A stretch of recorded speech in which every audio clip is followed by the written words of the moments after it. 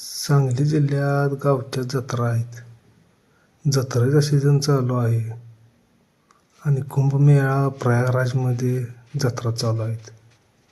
कुणीकडे जावावं भीक मागायला? अच्छा. सांगली जिल्ह्यात जर मागितलं तर पाहुणे मंडळी भेटणार आणि घरच्यांनी सांगणार उगं तुमचं भीक मागायला लागले. त्यापेक्षा काय करतो, कुंभमेळ्याच्या जत्रेलाच जातो. जायचं इन्व्हेस्टमेंट खर्च 2,000 रुपये. काय तर नियोजन करतो, तिकटीपुरतं पैसे घेतो आणि जातो. तिकडं कोण बघणार पण नाही आपल्याला. आणि 40 कोटी लोकसंख्या येणार आहे, त्यातली 1 कोटी लोक भीक देतेलीच. 1 कोटी पैसाच पैसा. झोपतो बाबा आता.